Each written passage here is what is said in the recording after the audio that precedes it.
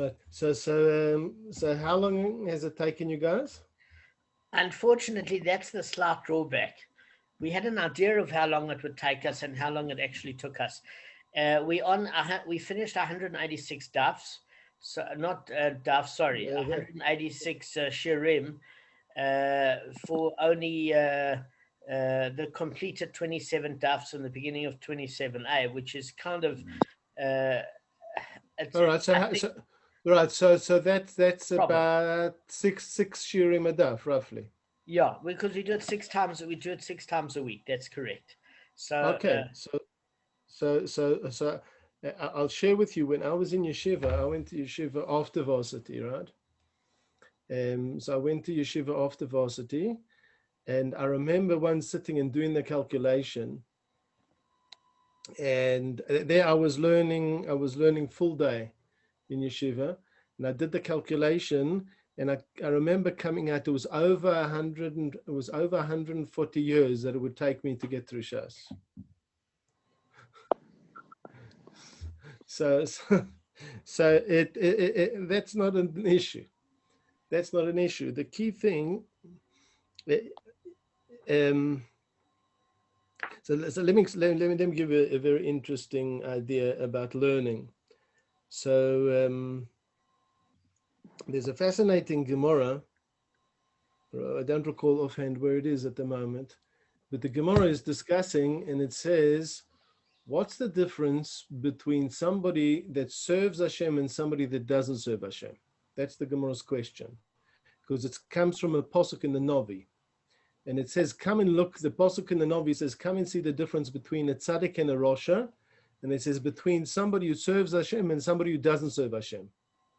So the Gemara asks a question, what you're talking about? This is a repetition. This is superfluous. You've got tzaddik and rosha and serving Hashem and not serving Hashem. The Gemara explains, no, when we're talking about the serving Hashem and not serving Hashem, it says they both complete tzaddikim. Tzaddikim gemurim. But it says you can't compare somebody who learns something 100 times to somebody who learns it 101 times, which is a very interesting thing. It says there's no comparison between somebody who learns something 100 times or somebody who learns something 101 times. And it says, take a look, and it says, so the Gemara asks, because of that extra one time, it's such a massive difference that it's in a different category totally. And it says, yes, take a look. It says, if you would hire somebody to take you on a journey, if it's a local journey, the guy will charge 1 zuz. But if it goes just a little bit further and it becomes no longer a local journey, he'll charge you 2 zuz. It's not linear. There's certain, the key point is that there are certain changes that are not linear. You go just a little bit more and it's a different thing totally. It's a different thing totally. And we need to understand why this is. Now, okay. We know that different items have got a different value per gram, let's say. You've got different things that they've got a different value per gram. So let's say you have a friend, one of your good friends, and you give him money and you tell him, do me a favor, go buy for me 3 kilos of watermelon. Fine. And he goes and he buys the 3 kilos of watermelon, and when you come back, you weigh it and you find that there's 2.95. 2.95. Right? Are you going to have an issue with it? Probably not. But let's say you go and you say to the guy, listen, go buy me, 3 kilos of some pharmaceutical, or 3 kilos of diamonds or something like that, and he comes back with 2.95, you're going to have an issue, because that extra 50 grams is actually worth an enormous amount. Now the pasuk says, Yekarahi mipnimim, that Torah is more precious than the finest precious stones. That means that if you take the most precious stones in the world and you take them, and then you want to evaluate it, and you're missing just a little bit. You're missing a gram of it. That's a big loss. Now, Torah, each little bit is worth much, much more. So now when you're learning, now you must understand, this is a bit of an abstract question, but let me ask you, where does Torah exist? I'm opening it to the floor. Where does Torah exist? Where is it? Everywhere. Huh? Exists in this world. In your mind. No, where? In your Everywhere. mind. It's in your heart. No, it's in your mind and your heart. Okay. Torah only exists, right? So you can have a Sefer Torah that's got an inherent kedusha, inherent sanctity, but really Torah only exists, especially the oral Torah, especially Torah Shebe'al Peh, it only exists in your mind when you understand it, and far more importantly, in your heart when you've integrated it. Okay. That's where Torah exists. Okay. It doesn't exist otherwise. So you must understand that when you put in that little bit extra time and effort, and you personally now understand it better, that's where it exists. It didn't exist anywhere else.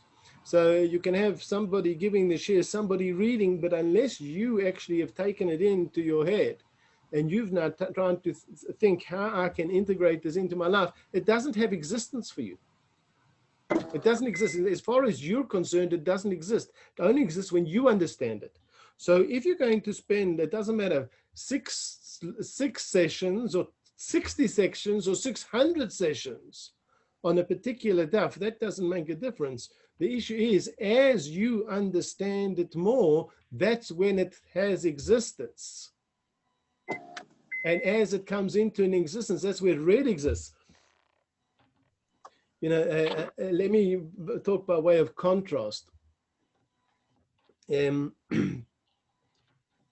I don't know who we discussed last time, but we all know, Mr. Musk and Tesla. He's what's his value at the moment? However many, over 100 billion, right? Yeah. He became the wealthiest man in the world, right? So now and I think he's got a fair amount of it in bitcoins, right? So a bitcoin is an example of something that really doesn't exist. Sure. It only has value. It only has value in as much as somebody else will buy it. I'll give you another example. Rav Wolbe writes, he speaks about things that have value. You need to think about the whole concept of value. So let's take an example. Okay, we all remember a postage stamp. Right, so what's the value of a postage stamp? The value of a postage stamp is a functional value, because you can take the stamp, you can put it on an envelope, and then that enables that envelope or that package to be delivered somewhere else in the world, assuming that there is a postal service, right? But it only has value when it's not being cancelled. Once it's already been sent and the stamp's been cancelled, in principle, the stamp has no value. You agree with me? Yes. You agree with me that do you agree with me that a cancelled postage stamp is valueless? Correct. It has no functional value. Nevertheless, you have these individuals called stamp collectors, and they now are prepared to pay.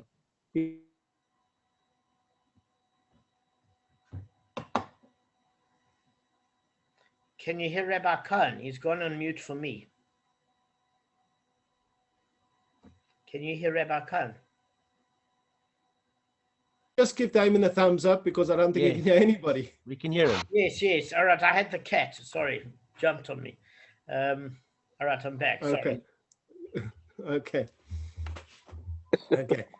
So you have these things that are inherently valueless, cancelled postage stamps, and people are prepared to collect them and pay for them because somebody else might want them. Okay. So that's an example of something that doesn't have any real value, but people give it value. Okay. Now here, when you're learning, it's exactly the opposite. You have something that actually does have enormous value, but most people don't even recognize that it has value. And that's where we're at, because every iota of extra understanding that you have every little bit of effort that you put into learning, right, that is enormous value. That's why in the siyum, we say a very interesting phrase. We say, Anu amelim v'hein amelim. We put in effort and they put in effort. Anu amelim u'mekablim schacha. We put in effort and we get reward. Hein amelim v'hein mekablim schacha. They put in effort and they don't get reward. So the Chofetz Chaim said, what are you talking about? Look in the world. People put in effort and they get paid for their effort. So he said, no. He says, in the world, people don't get paid for effort. People get paid for results. And he uses the example of a tailor. If you go to a tailor and you contract with a tailor to make you a suit, and at the end, you know, the suit is due for delivery 1st of February, and you go 1st of February, you go to the tailor and you're ready to take delivery of the suit. And the tailor says, you know what? I must tell you, an interesting thing happened last night. Interesting thing happened last night, you know, with all the rains and everything like that, your suit got washed away. I haven't got it. And by the way, here's the bill for all the work. So you're going to say, listen, thank you very much. Right? I really appreciate your effort and time, but I'm not paying for a suit that doesn't exist. If you want me to pay, I want to have the suit. Right? The tailor puts in effort, but he's only paid for the result. Whereas with learning, it's not like that. With learning, we get the reward for the effort that we put in. And to be, again, over 180 sessions, right? Each session, you know, doesn't take 5 minutes. And you're putting in effort together as a group, so that you're getting real merchandise. That's real merchandise, because again, it only exists in your head. Nobody can give it to you, and more importantly, nobody can take it away from you. Nobody can take it away from you, right? Bitcoin, last I looked, was at 35,000, right? If Bitcoin goes to 500 tomorrow, right? All those people, they've lost. They've lost it. The same with Musk stock. If Tesla's stocks change or whatever thing, the world changes, it all disappears. That value that he thinks that he has doesn't really exist, right? But that's not so with your learning. Your learning that you've got and nobody can give it to you. You have to get it yourself, and nobody can ever take it away from you. And that's what you understand, that you're putting in this is a real acquisition. I said, to be a group of friends together, to cover 2 prokim in Bava Kamma, which is not, he said, Bava Kamma is not a comic, right? Yeah. It's not a comic. That's challenging. Tough. It's not a comic. It's not a comic. And you're doing it. And in so doing, you're engaging your seichel, which is the tool of the neshama, and you're going further and further. And you go ahead, you go weiter. And in Metz Hashem, you'll carry on. There's right, the next parak is under 10 daf, right? And you go on. And I'll encourage you, and not necessarily within the context, necessarily within the context of the shiur, but out of the context of the shiur, there are a lot of resources that you can use to do chazor on what you've done. Like I'll give you one example. There's I'll put it in the chat. Right? There's wait, where we go? There's alldaf. I think it's alldaf.org. Right, but definitely all daf, if you can check it on it. And there's daf achaim.org, right? Those sites, all daf is a consolidating site. You can go and you can get the material. There's on what you've already done. There's daf yoimi.co.il. That's also a good one. Right, and all of those things, you can go and you can find stuff on what you've already done. And sometimes they're like on the Daf HaChaim, they've got review shiurim that are like 5-7 minutes per daf with charts and things like that. And you can take a separate session. Take a separate session that you're just going to go through the stuff that you've done already, and you go through it and you do chazorah on it. And I said, if you give yourself 10 minutes a day, 10, 15 minutes a day, to go over things that you've already learned, you'll be surprised at how much you're able to go over and how much you're able to consolidate. And then it comes back to the point that we were saying, it becomes more real in your own head. And when it becomes more real in your own head, that's when you've got all this extra value.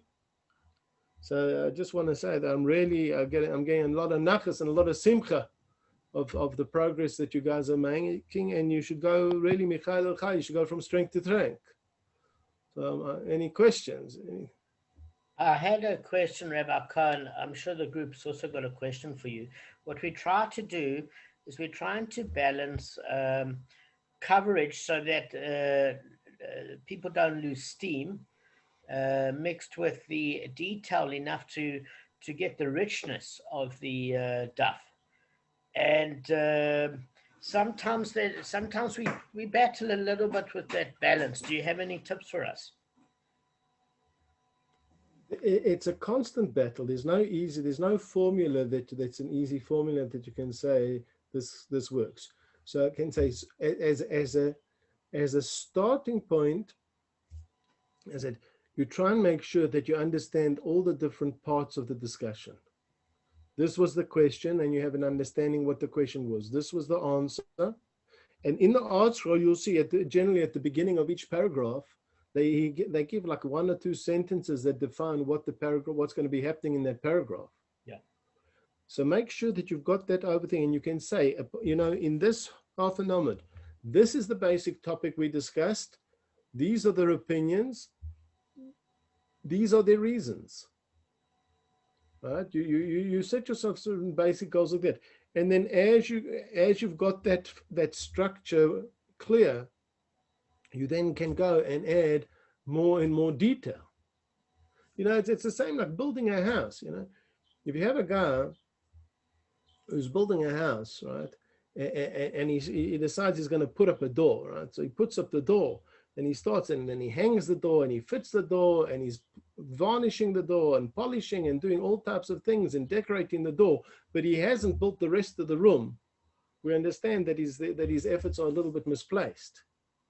Yeah. So again, in every duff, whatever, in every amud, regard it like a bit of a building. I need to make sure I've got the foundations and I've got the basic structure of what I'm dealing with over here. That's clear to me. And then you'll find different points that catch your interest, that resonate with you, and you'll go and you'll put more effort into those things. Okay.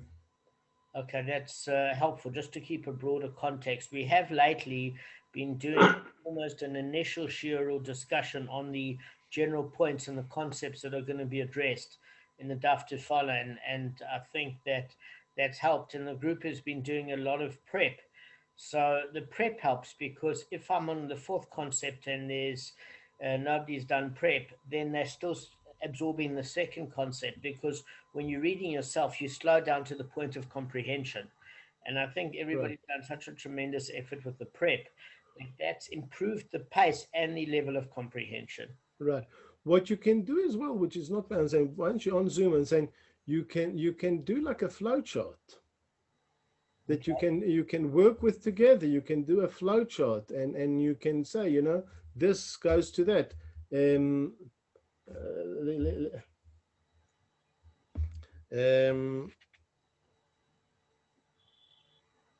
Yeah. So let us can you let me share a screen? Sure, with pleasure, Rav. Right. Just give multiple. Okay, I've done that. Okay. So let me just take a whiteboard over here. Okay. I've got I just need. Okay, I'm drawing. All right. So we're going to say if you got the Gemara in front of you, like the next parak. Yes. Right. So you're going to see it's going to start off. We're going to have one case. We're going to have one case. Right. Okay. And then on that case, let's just find the right thing. We're going to come along and we're going to say that case is Potter. And then we're going to have another case, which is a derivation of Achman. Hold on. Okay, you're going to have another case, which, why does it draw? No, okay. Okay. You're going to have another case, which is a derivation of that case. And on that, we're going to say also, boom. So just to know that. Okay.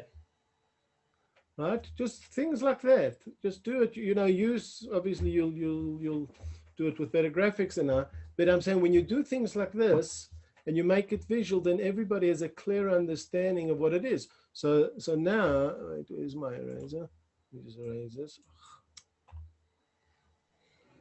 I think I actually want to buy almost a notepad where I can almost use a digital pen just for speed and draw things for the group. That's a lovely idea.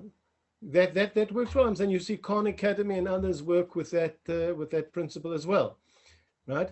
Okay, so there we go. So we got it now. Now let's just take a look over here. We got a case.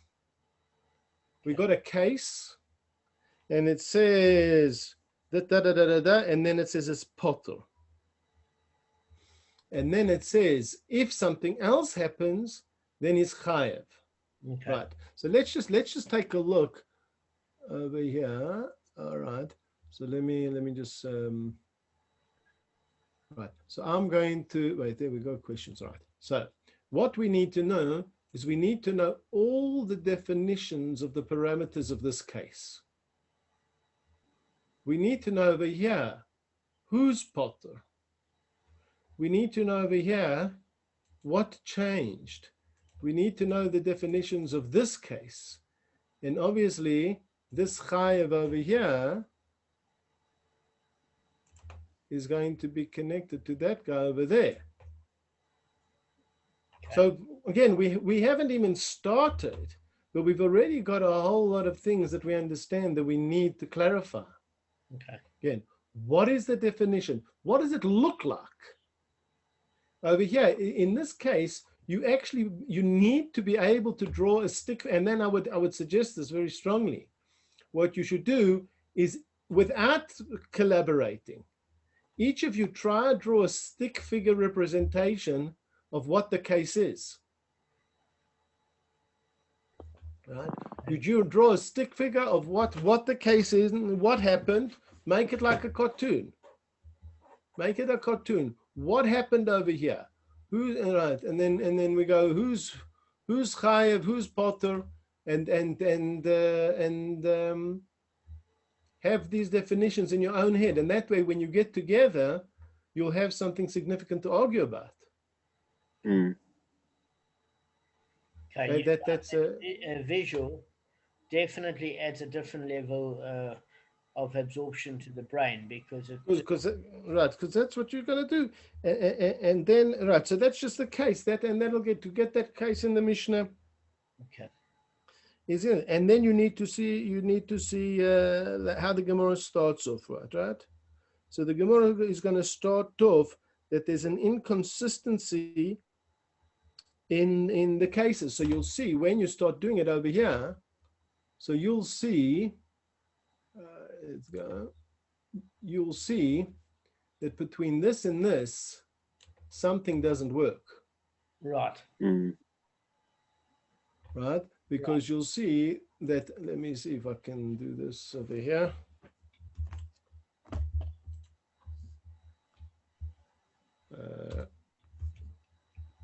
Oh, there we go. So you'll see that it says over here, kad.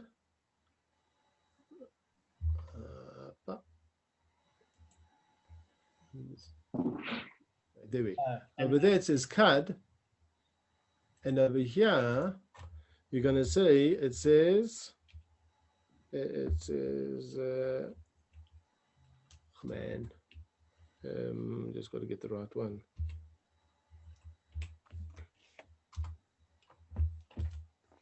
Right. So that's going to be the problem over here.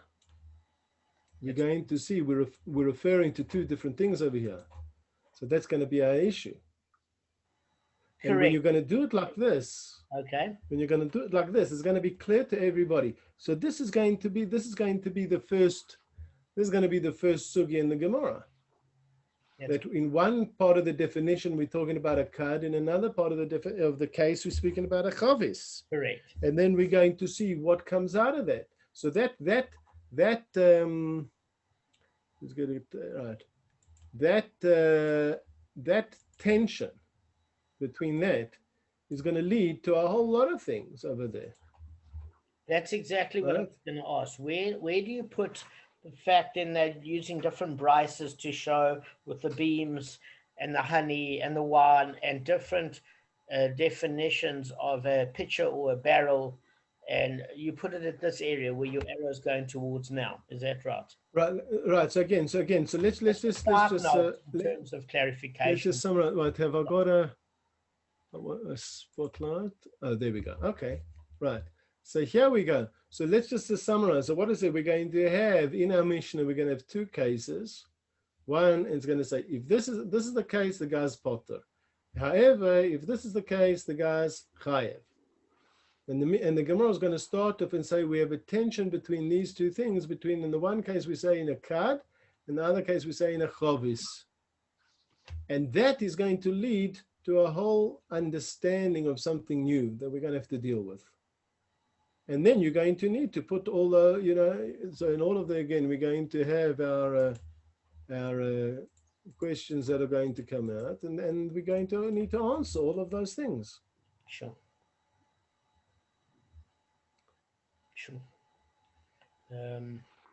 Okay, so that's a nice way of doing it, because it concretizes written ideas in easy to understand graphical absorption. Yeah. Have you got an option to save this whiteboard? Let me just check. We're recording the shiur. Oh, okay, all right. I'm So then recording that's it. fine. Okay, so that's cool. All right. So then I'm just going to close the whiteboard then. Okay. Boom. All right. Yeah. So those. So I'm saying so that those are things that you can do, and again, all of these things are to help you understand it better, to make it more engaging. Guys, do you have any questions for Rabbi Cohen? Because this is the expert, really. Yeah, There's no the expert. There's no the No. expert. one of the experts. Yeah. Okay, this is going back to what you said a few minutes ago. What happened? I'm just talking generally, not specifically about ourselves. What happens if you go over something again and again, and you're taking too much time? You've got to move on. What level of understanding should we have? Should it be on a very superficial level? Should it be complete understanding? Or if that takes too much time, should we move on after a while? So again, there's no rule, but I want to, if I can find something. So what you do is you need to give something a good shot. All right. All right. This was a long time ago, but I'll just I don't know if you're going to be able to see it on. I don't think my. Wait. Can you see where my finger's pointing? There's a little line. Man. Yeah. There's a little line with a question mark. No. Okay, it's not really clear. So what I did is I drew a line, and next to the line I put a question mark. So that was a bit of Gemara that I'd gone over it many times, and even after I'd gone over it and I'd gone back to the beginning, I still didn't chap what was going on. So I put a question mark line. I said, "This I don't understand, and I know I'm going to come back to this." So you give yourself, you try seriously to understand it, and sometimes you got to identify what's the deficiency in your understanding, because sometimes your understanding is because you actually don't understand the concepts over here. There might be background concepts that you're not familiar with, and plugging at it now is actually not going to help, because you need to get more information in order to understand it. So I recall quite clearly when I was in yeshiva, I was busy learning. It was actually Bava Kamma. And I got to a certain point and I just hit the brick wall and I wasn't going anywhere. And it was very, very difficult and very demotivating. And eventually I got through that section. But what I found is that later on, like a couple of daf later on, there was other information that clarified the whole thing. So what you do is you clarify, you try and define, this is what I don't understand. In other words, you can say, I understand this is the question and there are three answers. I understand the first two answers, I don't understand the third. So you can clarify and you go, that's it, and then you move on. But the key point is, when you move on, you're not moving on because you've got to keep on going back to it. You keep on going back to it. It's not like school, you pass grade 1 and then you're in grade 2 and you never look at grade 1 again. That's not how Torah works, right? You take a look at every year we do the Chumash again. Every year we do the Chumash again, right? You can have the Gadol Ador, Rav Chaim Kanievsky, right? So he sits down and he learns Chumash, and his little great-great-grandson is also sitting down and learning Chumash. And they're learning the same Chumash. It's not different words. Because as you learn and as you go back, so you'll see when you do the Chazorah that I suggested about going over the Daf HaChaim or things like that, you'll be amazed how differently you understand things as you go back. Because now you've got so much more under your belt in terms of just that'll give you capacity to understand. Sure. So that's, again, you got to see for yourself. There's no rules, but you'll see. You say, listen, I know I've honestly tried this. Now let me move on. There might be information that I'm lacking, and I move on. But you go back to it, and you go back to it, and you go back to it. Okay. Yeah. All right, guys. Thank But that you. is a big mazel tov and a big shkoyach.